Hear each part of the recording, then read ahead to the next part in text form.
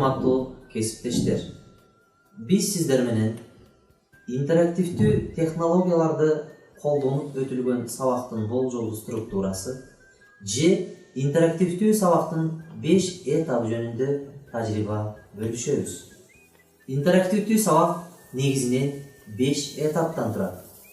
Биринчи этап шыктандыруу, экинчи этап тема жана күтүлүүчү натыйжаларды жарыялоо, үчүнчү этап тема тууралуу керектүү маалыматтарды берүү, төртүнчү этап интерактивдүү көнүгүүлөр, бешинчи этап рефлексия же жыйынтыктарды жалпылоо. Биз сиздер менен Жетиген мектеп лицейинин мугалими Мырзаев Сүйүналы тарабынан өтүлгөн адам жана коом сабагынын мисалында интерактивдүү сабактардын ар бир этабын практика жүзүндө көрөбүз. Анда бирге көрөлү. Саламатсыздар балдар? Саламатсызбы. Алгач эле балдар, өзүңөргө жаккан шарттарды тандап алгыла. Кана?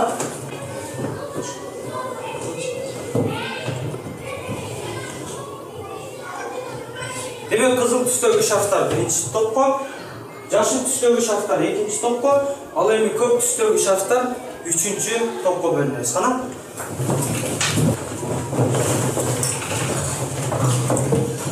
Алгач эле балдар бизге 5 окуучу керек. Кана 5 окуучу доскага чыгайлычы.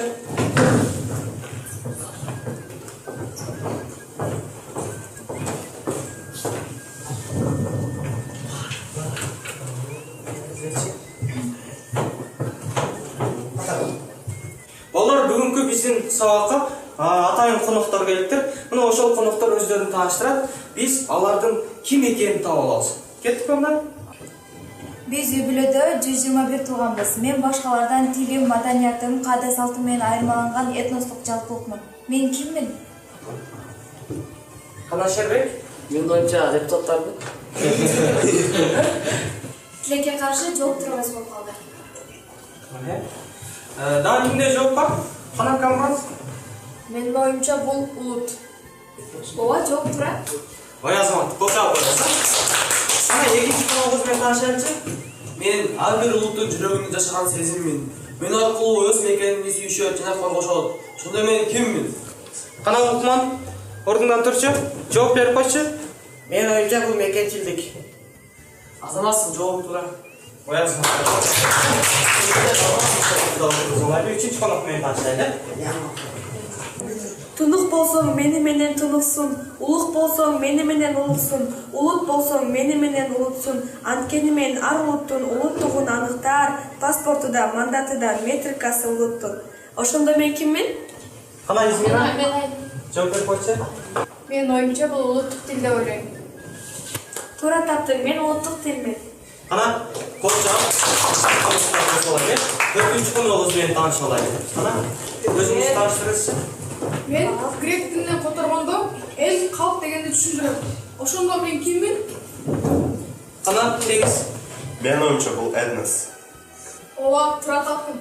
Төртүнчү коногубузда таанышып алайлы.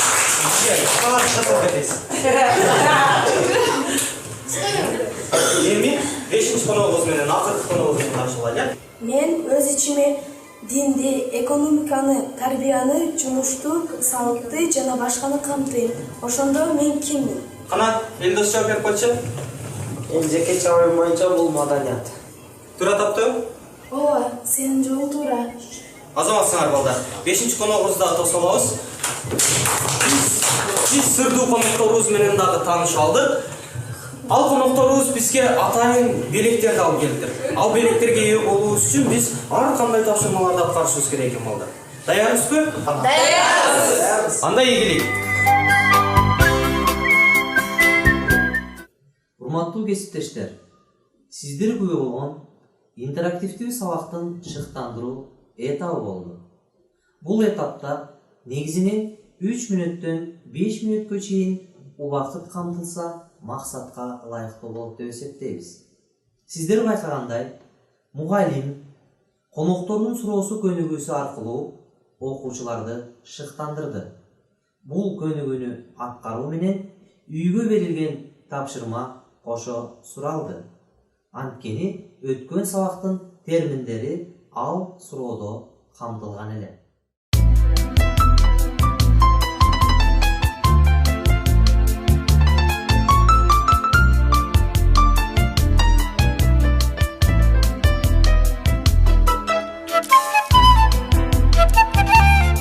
Биздин алгачкы эле тапшырмабыз сырдуу тамгалар деп аталат.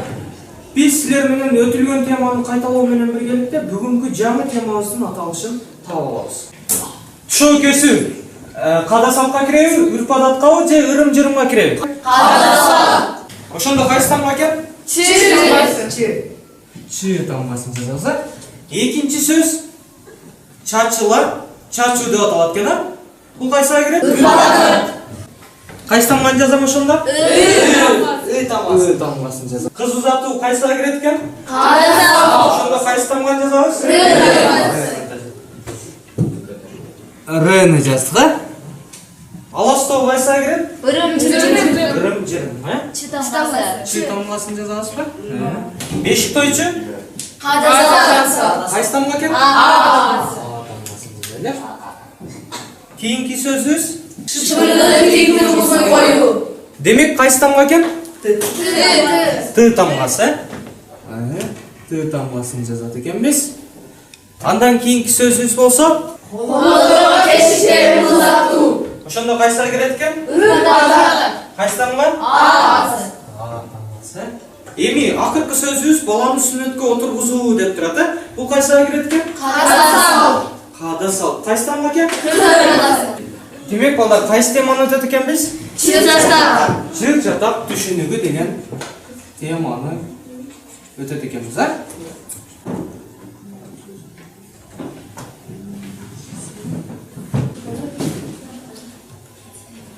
Кийинки тапшырмабыз кеп үлгүлөрү деп аталат.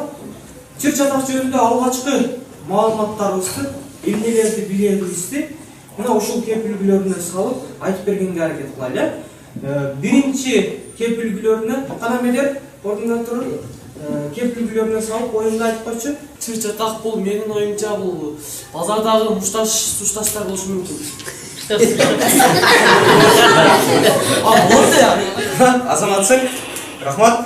Кийинки кеп үлгүлөрүнө садам сен салып сүйлөп көрсүңүз. Чыр жатактын келип чыгуусунун себептери деп эки адамдын ойлору бири-бири менен дал келбестиги деп ойлойм.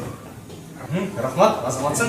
Ал эми кийинкисине биринчи топтон Шербек кана. Менин оюмча чыр жатактын түрлөрү деп бул базарда жана мектепте үйрөтө болушу мүмкүн. Рахмат. Отурабыз. Кийинкисин кана Элдос. Менин оюмча чыр жатактын чечүүнүн жолдору булар бири-бирин түшүнүү деп ойлойм. Анткени биз бири-бирибиз түшүнүү менен чыр жатак жеңип чыгабыз деп ойлойм.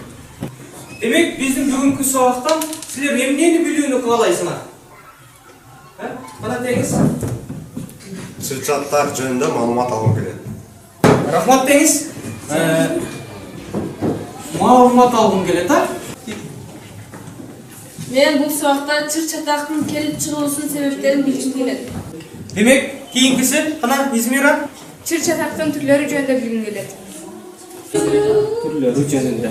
Ал эми дагы кимдер ой бар? Кана? Биз чыр жатактын чечүүнүн жолдорун билгибиз келет. Анткени бирде болбосо бирде биз чыр жатакка учурайбыз. Ошондо чыр жатакты кантип чечсек болот? Ошону билгибиз келет, а? Максаттарды коюп алдык. Эми жакшы баага жетишүү үчүн эмне кылышыбыз керек балдар? Кана Бермет? Айтылган максаттарыбызга жетишибиз керек. Айтылган максаттарга жетишибиз керек. Кандай максаттарды койдук эле? Маалымат алуу, чыр жатактын келип чыгуу себептери, түрлөрү жөнүндө жана чечүүнүн жолдору. Рахмат. Отурабыз. Демек балдар, ар бир аткара турган иш аракетиңерден кийин мындай болгон стикерди тегерекчеге жармаштырып чыгасыңар. Так жана туура жармаштыруу үчүн силер топтун башчылары көзөмөлдөйсүңөр. Анан сабактын аягында эң көп балл топтогон окуучулар эң жакшы деген бааларга тактоолусуңар. Анда мага Элиза жардамдашып койчу.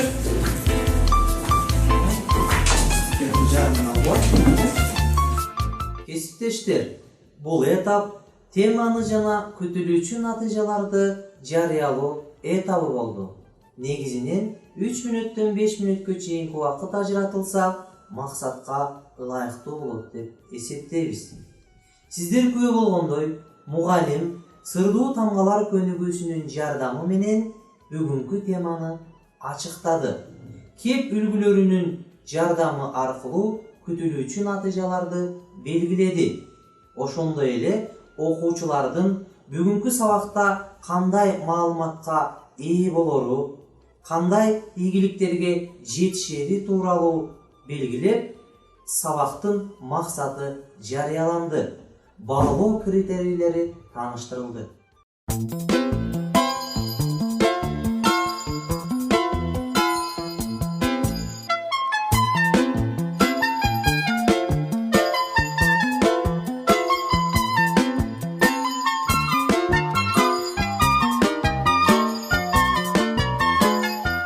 Демек балдар, чыр-чатак жөнүндө кыскача видеоролик бар. Мына ошол видеороликке көңүлүңөрдү бурабыз.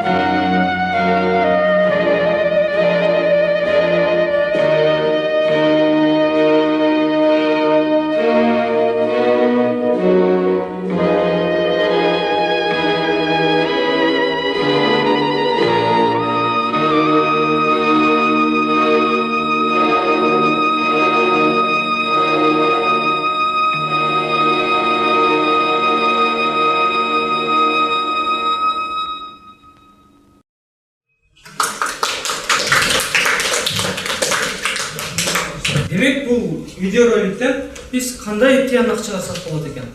Садан? Бул жерде ширенкенин дамдары кичинекей эле нерседен чоң эле чыр-чатак чыгара алышты. Эң сонун Азамат Садан. Дагы кимде ой бар? Кушунар? Бул жерде эки адам өзүнүн ортосунда болгон кандайдыр бир чыр-чатактын натыйжасында өзүнүн ары чөйрөсүндөгү башка адамдарга дагы өзүнүн зыянын тийгизип, аларды жабыркап тартырышы мүмкүн. Ошондуктан биз ортобузда болуп жаткан келишпестиктерди өзүбүздүн ортобузда ал нерсени чоңойтпостон чечүүгө үйрөнүшүбүз керек деген ой бардым. Рахмат, Азаматсың. Чыр-чатак бул карама-каршы максаттардын, таламдардын, өңүттөрдүн, көз караштардын же пикирлердин кагылышуусу болуп эсептелинет экен. чыр чатактын негизинде дайыма эки жагынан ашык тараптын адамдардын же топтордун ортосунда пикир келишпестик жаралат экен. Мына ошол чыр чатак болуп эсептелет экен. Чыр чатакта анын тараптардын жүрүм туруму, тараптардын максаттарын, талабдарын, баалуулуктарын шайкеш келбегендиги жана карама-каршылыгы сыяктуу элементтерди бөлүп көрсөтүүгө болот экен. Чыр чатактын чыгуусуна максаттарынын дал келбөөсү, эки тараптын тең өз оюн таңуулоосу. Ал эми акыркысы толук маалыматтын адамдарга эмне болбосо берилбөөсү же болбосо жетпей калышы. Чыр чатактын 3 формасы бар экен, 3 түрү бар экен. Биринчиси ачык көмүскө үстүртө. Ачык формасында жүрүм турумдагы максат дагы дал келбейт экен да. Бул учурда чыр чатак мушташка чейин барышы мүмкүн.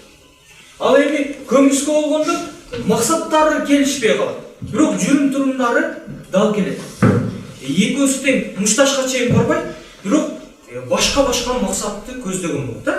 Ал эми үстүртөн формасында эгерде максаттар дал келип, жүрүм турум дал келбесе, анда бир эле максатты көздөшөт, бирок жүрүм турумдары дал келбейт. Мына ушул учурда үстүртөн көз караш болот экен. Үстүртөн чыр чатак болот экен. Чыр чатакты чечүүгө кантип болот да? Чыр чатакты чечүүнүн жолдору маалыматтарды бөлүшүү, ойлорду сыйлоо, үчүнчү тараптын арачы болуусу, максаттан баш тартуу, бирөөсүнүн максатынан баш тартып, кой меники туура эмес экен, сенин эле максатыңа жетейличи деп компромисске баруу. Ал эми акыркысы жаңы көз карашты жаратуу. Сенин дагы, менин дагы көз карашым эмес, ортодон жаңы көз карашты жаратайлы. Мына ошол жаңы көз карашты жаратуу дагы чечүүнүн жолдору болуп эсептелет. Кесиптештер, сиздер интерактивдүү сабактын 3-чү этабына күбө болдуңуздар. Бул этап тема жөнүндө керектүү маалыматтарды берүү этабы деп аталат. Негизинен 7 мүнөттөн 3 мүнөткө чейинки убакыт ажыратылат. Сиздер күбө болгондой, мугалим алгач окуучуларга күкүрттөрдүн жаңжалы тууралуу видео роликти көрсөттү. Айрым окуучуларга суроо берип жооп алынды. Андан кийин теманын алкагында даярдалган атайын слайд көрсөтүлдү. Тема жөнүндө кыскача маалымат берилди. Кесиптештер, тема жөнүндө маалымат берүүгө ушул жетиштүү деп эсептейбиз. Мындан көп маалымат берүү ашыкчалык кылат.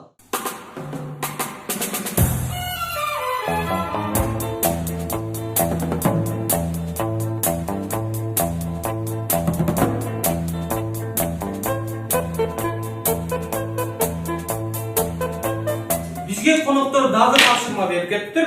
Мына ошол кийинки тапшырма топторго берилет экен. Биринчи топко 1 мүнөттүк презентация, экинчи топко сөз аукциону, ал эми үчүнчү топко позиция түшүндүрүү, мисал, тыянак деген тапшырма берилет экен. Ал тапшырманы аткаруу үчүн мен силерге мына тексттерди таркатамын. Мына ошол тексттерди окуп чыгуу үчүн 2 минутта, топто талкуулоо үчүн 1 минутта убакыт беремин. Анан презентациялоо үчүн ар бир топко 1 минутадан убакыт беребиз. Даярсыңарбы? Мына тексттерди таркатууга болот. Силер үчүнчү топсуңар. Биринчи топко 1 мүнөттүк презентациянын кээ үлгүлөрү.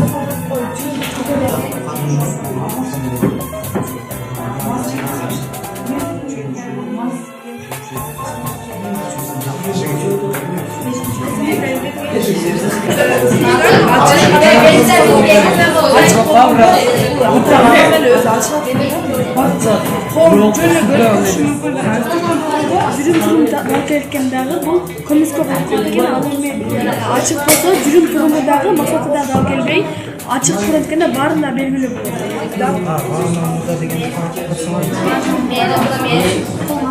Мен жөнүндө айткым келет.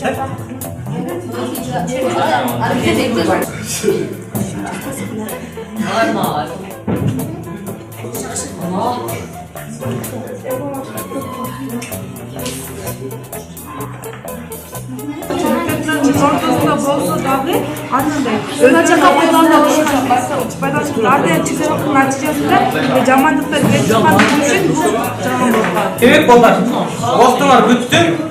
Кайсы топ бүткөн болсо кол жаап коебуз.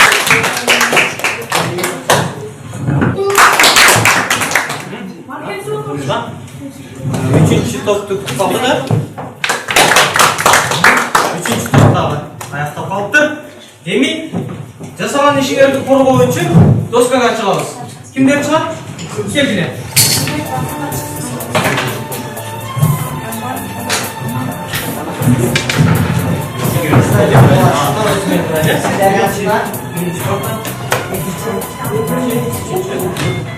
Анда катарыбыз менен баштайбыз. Алгачкы сөз биринчи топко. Менин презентациямдын темасы чыр-чатак. Бүгүн мен силерге чыр-чатактын келип чыгышы, анын түрлөрү жөнүндө айтып бергим келет. Баарынан мурда мен чыр-чатак бул карама-каршы максаттардын, көз караштардын, пикирлердин кабылышуусу экендиги жөнүндө айткым келет. Дагы бир маанилүү учур, чыр-чатак эки жаандан ашык адамдар ортосунда, адамдардын ички дүйнөсүндө, инсан менен топтун ортосундагы, топтор ортосундагы болуп бир нече түргө бөлүнөт. Сөзүмдүн аягында мен силердин кантип чыр-чатакка барбоого, эгерде чыр-чатакка кабылганда кантип бул кырдаалдан чыгарыңар жөнүндө ойлонушуңарды сунуштайм. Рахмат, азаматсыңар. Жасаган ишиңерди бул жака илип туруп, ордуңузга отуруңуз, кана. Ал эми экинчи топко сөз. Биздин топко сөз аукцион тапшырмасы берилген. Сөз аукциондо биз чыр-чатактын түрлөрү жөнүндө сүйлөп беребиз. Бул жерде чыр-чатактын 3 түрү бар: көмүскө, ачык жана үстүртөн. Эгерде көмүскө чыр-чатак болсо, максаттар дал келишпейт дагы, бирок жүрүм-турум дал келе берет. Эгерде үстүртөн чыр-чатак болсо, жүрүм-турум дал келбейт, бирок максаттар дал келе берет. Эгерде ачык болгондо көз караш, максат, жүрүм-турум дагы дал келбейт.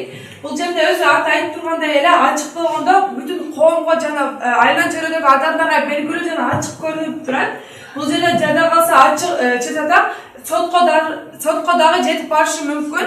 Кээ учурларда мушташ болгон учурларын дагы кезектирсек болот. Рахмат, азаматсыңар. Экинчи топко дагы кол чаап коюп, жасаган ишиңерди бул жака илип койгон. Акыркы сөзүбүз үчүнчү топко. Үчүнчү топтон ким сүйлөйт эле? Элдос, кел. Үчүнчү тайпага позиция түшүндүрүү мисал тыянак тапшырмасы берилген. Биринчи, мен эсептейм, үчүнчү жактын катышуусу менен чыр-чатакты жөнгө салсак болот жана бири-бирин түшүнүү дагы алардын бирөөсүнүн пикиринен кайтуусу чыр-чатакты чечет деп ойлойбуз. Себеби чыр-чатак убагында чечилбесе, ал ачык түрдө коомго зыян келтирип, сотко чейин алып барышы мүмкүн. Мен муну менен далилдейм. Дүйнөлүк практикада коомдогу тартип бузуулардын көпчүлүк пайызына тараптардын агрессивдүү жүрүм-турумдардын себеп болгон. Мен мындай деп таянак чыгарам: маалыматтар бөлүшүлсө, биринчи тарап экинчи тараптын оюн сыйласа, үчүнчү тарап арачы болуу жана бир тарап максатынан баш тартса, чыр-чатак чечилет деп ойлойм. Рахмат, азамат, кол жаап коелу. Өзүбүздүн ишибизди бул жака илип коелу да, анан ким?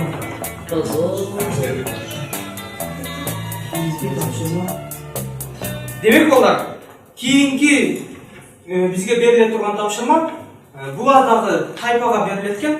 Биринчи топко адашкан сөздөр парады. Мына ушул силердин колуңарга таркатылды. Ушул жерде сөздөр турат. Мына ушул сөздөрдөн 2 сүйлөм жаралат. Мына ошол 2 сүйлөмдү таап жазасыңар. Экинчи топко болсо чын же жалган экенин далилдейт экенбиз. Чын же жалган тапшырмасы берилди. Мында бул сөздөр, сүйлөмдөрдү окуйбуз дагы чын же жалган экенин таап экенбиз. Ал эми 3-чү топко болсо дал келтирүү берилиптир. Бул жакта чыр чатак жөнүндө маалыматтар кеткен, бул жакта окуя кеткен. Мына ошол окуянын чыр чатактын ар бир баскычына коюп чыгабыз. Дал келтирип чыгабыз. Түшүнүктүүбү?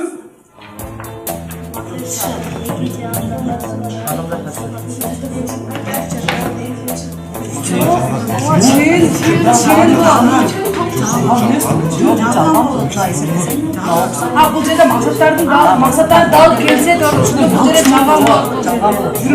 Эгер чечесем эки жагын аштырганан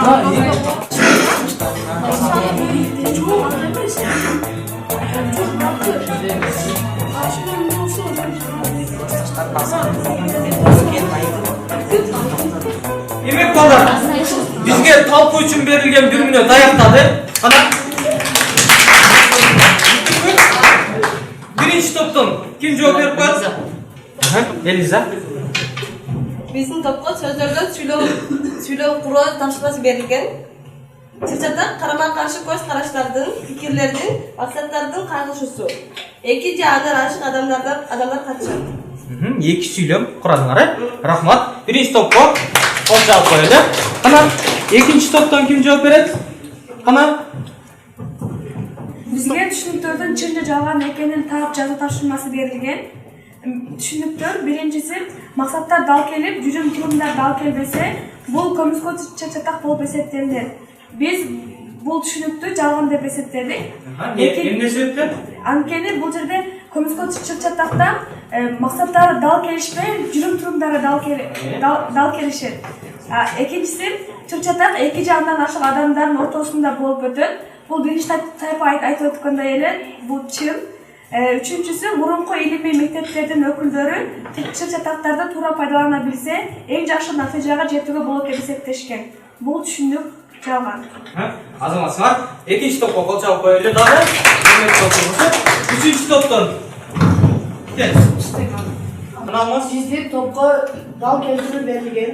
Чыр-чатактын жаралуу кырдаалы Алик классташтарына Асандын ийгиликтери көп экенин мактады. Бирок класста Асанды жактырбаган кызганчаак балдар көп болчу. Пикир келишпестиктен келип чыгуусу. Асан Аликтин деттерине экинчи деп жазып, партанын үстүнө коюп койду. Чыр-чатактын курчушу. Балдар Асанга Алик сени экинчи деп айтты дешти. Чыр-чатактын чечүүгө аракет. Алик досу Асандын жолдо көрүп калып, иштен жоо жайын сурады. Андан соң Асанга болгон окуяны түшүндүрдү. Демек, мына ушундай дал келтирүү болуп тур, Азаматсыңар, үчүнчү топко дагы кол чабып коелу. Кесиптештер, интерактивдүү көнүгүүлөр деп аталган 4-чү этап өзгөчө мааниге ээ. Сиздер күбө болдуңуздар. Мугалим алгач ар бир топко өзүнчө текст таратып берди. Окуучулар 1 мүнөттүк презентация жасашты. Андан кийин түрдүү интерактивдүү көнүгүүлөр, сөз аукциону, адашкан сөздөр парады, дал келтирүү көнүгүүлөрү аткарылды. Ар бир көнүгүүдө жандуу процесс жүрдү. Окуучулар топто талкуулашты, өз пикирлерин мугалим менен макулдашты. Демек, интерактивдүү көнүгүүлөр сабактын негизги бөлүгүн ээлейт. Бул этапка 20 мүнөткө чейинки убакытты ажыратуу максатка ылайыктуу. Жарыяланган тема ушул этапта бышып жетилет. Окуучу керектүү маалыматтарды алат. Мугалим болгон мүмкүнчүлүгүн, теманы жеткирүүнүн түрдүү усулдарын ар түрдүү интерактивдүү көнүгүүлөр аркылуу ушул этапта ишке ашырат. Бул сабакта сиздер аны көрө алдыңыздар.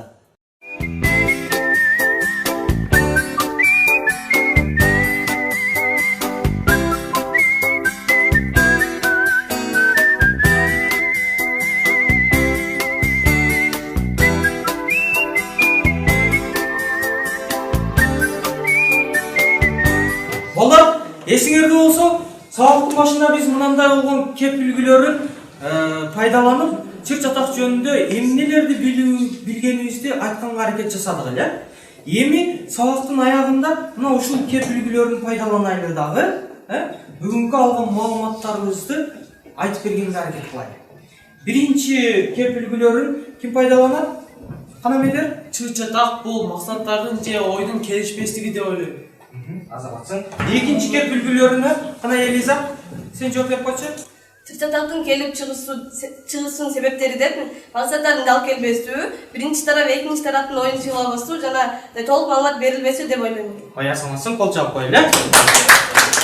Ал эми үчүнчү кеп үлгүлөрүнө Алмаз сөз улап коем. Кана Чыр чатактын түрлөрү экинчи топ айткандай эле ачык, үстүртөн жана көмүскө болушу мүмкүн. Азаматсың Алмаз, ордубузга отурабыз. Ана акыркы кеп үлгүлөрүнө Муксина жооп берип койчу. Чыр чатактын чечүүнүн жолдору деп бул мен ортого жаңы бир максаттын кирүүсү, же болбосо экинчи жак биринчи жактын максатына колдоо көрсөтүүсү, анда дагы болбосо үчүнчү жактын ортого кирүүсү бул максаттар чыр чатактын чечүүнүн жолдору деп эсептейм. Анткени эгерде бул үч нерсе болмоюнча чыр чатак чечилбейт. Азаматсың Муксина, кана ордуңа отуруп кой. Кол жаап коелу Муксина. Кана балдар, ордубуздан турабыз дагы, эки колубузду мындай кылып жайып, бири-бирибиздин колубузга тийгизебиз.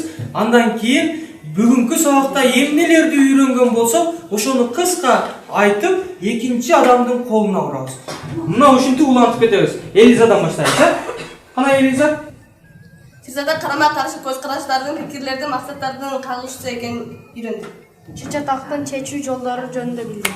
Чыр чатак эки жагынан ашык адамдын түшүнбөстүгү үчүн. Азаматсың? Чыр чатакты болордун алдынан ойлонуп аны болбоого аракет кылууну билдим. Мен бүгүнкү сабакта чыр чатактын жоюу жолдорун жана эки жак урушуп кетсе, үчүнчү жак келип кошулуп, аны чыр чатак болдурбоосун үйрөндүм. Азаматтар, экинчи топко сөз берели. Теңизден баштайлы. Бул сабакта мен чыр чатактын түрлөрүн билдим. Мен бүгүнкү сабакта чыр чатактын 3 түрү бар экенин билдим.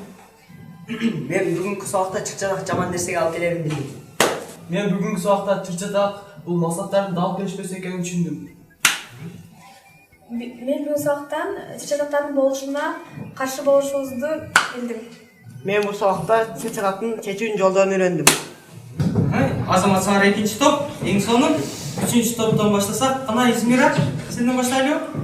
Жөнөкөй эле нерседен чыр чатак чыгарбоону үйрөндүм. Азаматсың. Мен бүгүнкү сабакта чыр чатак 3кө бөлүнөр экенин билдим. Мен дагы бүгүн чыр чатактын түрлөрүн үйрөндүм. Мен бүгүнкү сабакта чыр чатактын түшүнүктөрүн үйрөндүм. Мен бүгүнкү сабакта чыр чатактын өзүмө керектүү маалыматтарды алдым. Мен бүгүн чыр чатакты алдын албаса натыйжасы жаман болорун билдим. Азаматсың. Ой азаматтар балдар, өзүбүзгө өзүбүз кол чабып коелучу бир жолу. Азаматтар, мына ордубузга отурайлы дагы. Ордубузга отурайлы. Биздин бүгүнкү сабакка эң активдүү катышкан окуучулар жөнүндө топтун башчылары айтып берсиндер. Биринчи топтун башчысы Мофтуна, кана сага сөз. Бүгүнкү сабакка биздин топтон баары эле жакшы катышты. Өзгөчө биздин топтон Элиза жана Баястан көбүрөөк жакшы катышып берди. Азамат Элиза менен Баястанга кол жаап коелу. Ал эми экинчи топтон Муксина. Бүгүнкү сабакта биздин топто Бермек жана Саданды эң активдүү катышкан окуучуларды айта алам. Азаматсың. Кана Бермек менен Саданга дагы кол жаап коелу. Ал эми үчүнчү топтон Элдос. Мен бүгүнкү сабакта бардыгы эле жакшы катышты деп ойлойм, бирок алардын ичинен жакшы катышкандар булар Алмаз, Баястан жана Измир болду деп ойлойм. Азаматсыңар, Баястан, Алмаз, Измирага кол жаап коелу. Азаматтар. Демек балдар, биз сабагыбыздын башында силерге тегерекче берген элек, мына ошол тегерекчеге силер упайыңарды жайгаштырдыңар, Кимде 5-6 упай топтолду? Кимде топтолду? Биринчи топтон Жоокен, экинчи топтон Садан бар экен. Ал эми үчүнчү топтон ким бар? Элдос. 6 стикер. Эң көп топтогондорго кол жаап коелу. Ал эми 3 упай, 4 упай топтогондор барбы? Арасынан.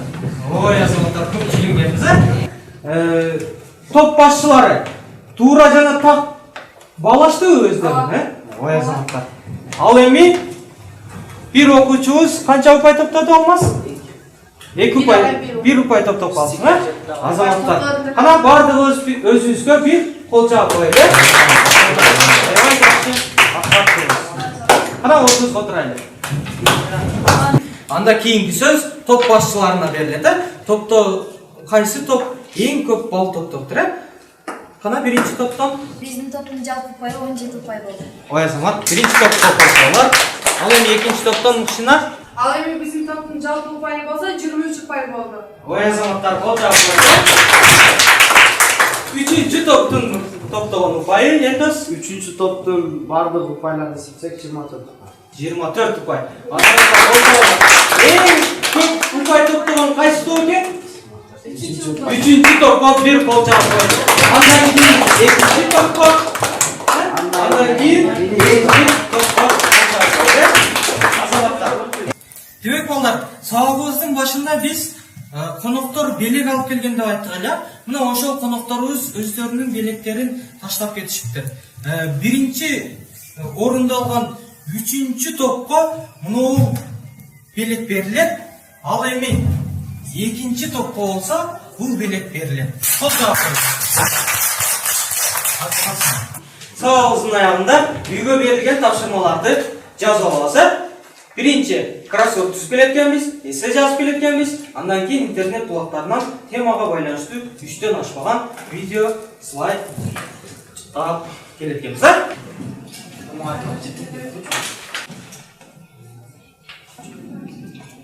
Урматтуу окуучулар, ушуну менен сабагыбыз аягына жетти. Чоң Бешинчи этап рефлексия же жыйынтыктарды жалпылоо этабы деп аталат. Бул этаптагы негизги мааниге ээ. 7 мүнөттөн 10 мүнөткө чейинки убакыт ажыратылса, максатка ылайыктуу болот деп эсептейбиз. Урматтуу кесиптештер, сиздер бүгүнкү сабакта күбө болгондой, мугалим кептик үлгүлөр аркылуу берилген тема боюнча маалымат алды. Окуучулар бири-биринин алаканын чабуу аркылуу бүгүнкү сабактан алган билимдерин жарыялап беришти. Мугалим топтук баалоо жүргүздү. Тегерекчелер аркылуу топтогон упайлар жарыяланды. Үйгө тапшырма берилди. Мугалим баалоону ушул этапта гана ишке ашырган жок. Сиздер күбө болгон бүгүнкү сабакта баштан аяк калыптандыруучу баалоонун техникаларын пайдаланып барды. Демек, бул сабак интерактивдүү сабактын 5 этабын камтыган үлгүлүү сабак деп айтсак болот. Ишиңиздерге ийгилик болсун, урматтуу кесиптештер.